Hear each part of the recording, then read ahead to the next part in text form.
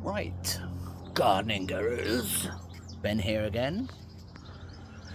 So, the last part of my garden, sorry, my hay fever is so bad I look frightened, never mind, is the vegetable garden.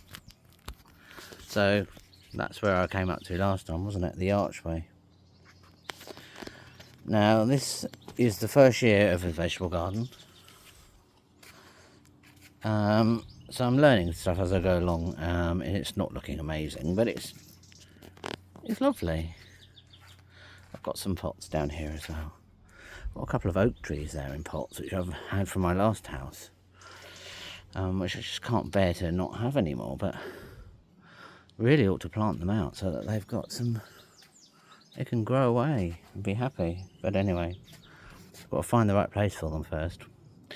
So yeah, the garden path continues down, and it sort of leads to the greenhouse, really, to the greenhouse door. So that's where the sort of journey goes to. There's other bits along the way. So this is the back of the arch. We've got one bed to the side here. Now, I've got quite a lot of trees around here, as you can see. An enormous beech tree there. So it does quite little bit limit what I can grow and where I can grow it. Now, I think I'm gonna sort of look into sort of taking some of these back for next year, because I want to have a bit more light, basically. But I've got beans in the sort of shadiest bit, which tend to be fine, and they're doing all right. They're romping away, so happy about that. Then I've just got some bits and pieces in here. These aren't even vegetables. Along the edge of the path there, I've got echiums, which I just couldn't bear to give away because I love echiums so much. And these are a bedding type echium, which is small and it's short, and it's called blue bedder. But you get these amazing bluey pinky flowers. And again, total bee magnet. Anyone that knows about echiums knows how they just get covered in bees, and the sun comes out especially. I have some disasters here. I've had leaf miner, which is sort of gets into the middle of the leaf and eats it from the inside, all over the chard. But it seems to be recovering, so that's all right. Pak choy just bolted, so I'm going to pull that out shortly and put some beetroot in there. I believe I've got some seeds and some onions, and the onions are sort of going all in one direction because of the light, I think. But hopefully I'll get a decent onion out of it. Who knows? It's a bit of an experiment. But yeah, so we've got that lovely maple, not maple, like an acer, really, same sort of thing, above it, which is beautiful, and I absolutely love it, and the autumn colour is incredible. But this lower branch to it, I'm going to probably remove, which is like that one, just to let a bit more light through on the bottom layer, because then I've got these like pots here, and the rhubarb has sort of gone a little bit flopped to one direction. Now, it is the very first year of that, so I'm not picking it, but it's I think slightly struggling, not enough light. I had some broccoli, and that's one a bit all big, and I'm trying to see if I can get some sort of sprouting bits out of it, which I've had a few. And then I've got another pot with some carrots.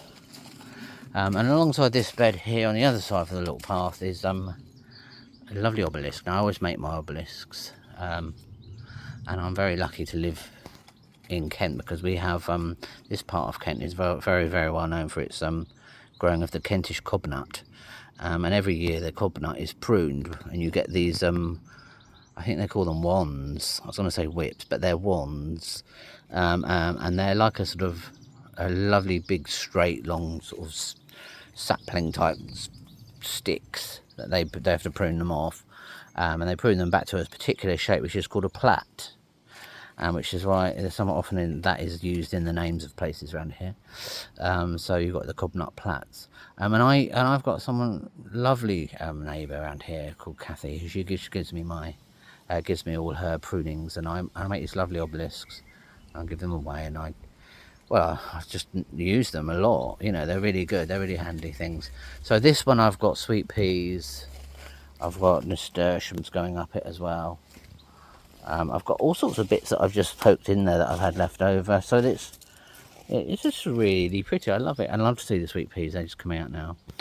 And calendula, as you can see. Then I've got some raw beans at the base of that, and then some strawberries. Had some really nice strawberries, actually. Been a good year for strawberries. This is the first year that I've had this planted, so you're not really supposed to pick the first crop. You're meant to cut the flowers off so that the goodness goes into the plant, but I can never ever do that because it just doesn't feel right. So that's that sort of long shaped bed there, and then we've got a triangular bed as this all goes to an angle to the bottom of the garden. You know, I've got some lovely sweet corn coming through, which is, I'm going to turn it on its side, I think. There we go. So you've got sweet corn now. I've got some leftover sunflowers that I put in the corners, which seem to be very happy there.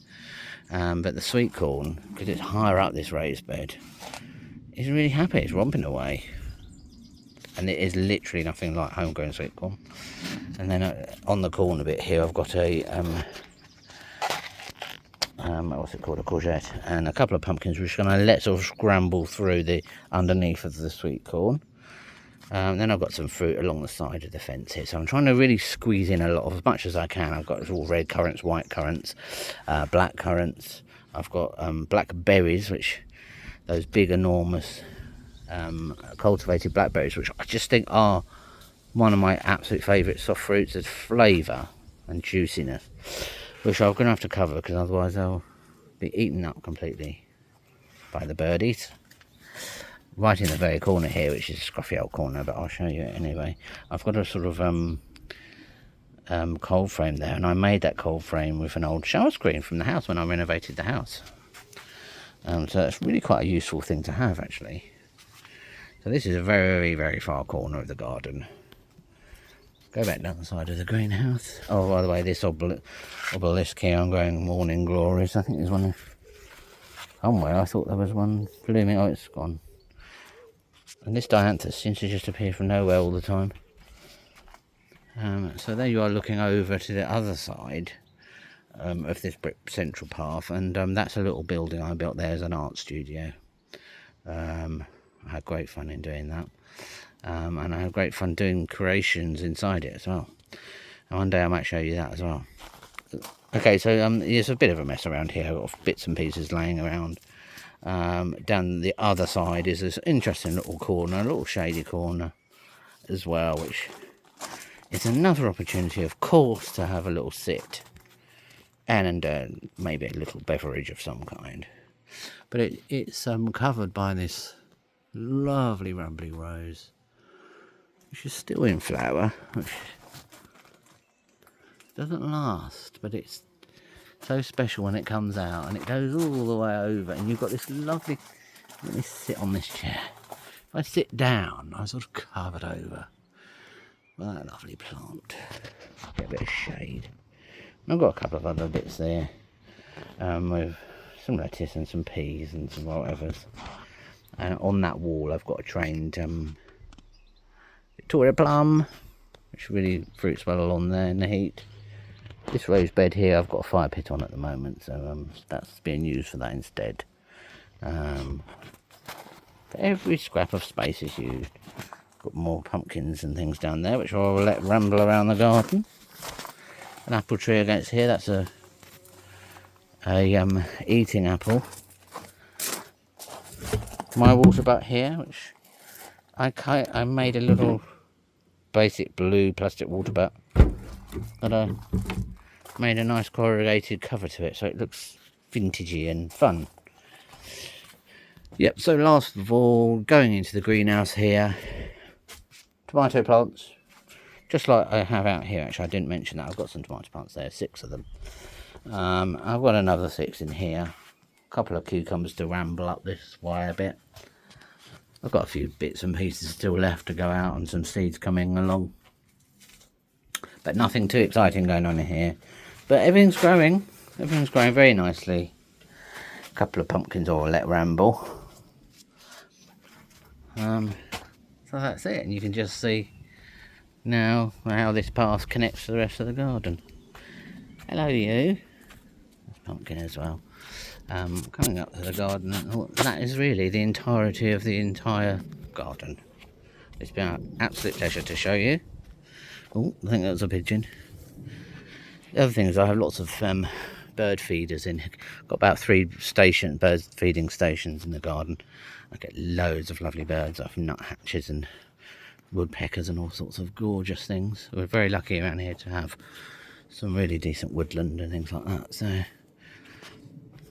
there we go. That is my garden in Shipbourne, or Shibbun, as I like to say. All my lovely gardening friends and gardening gurus.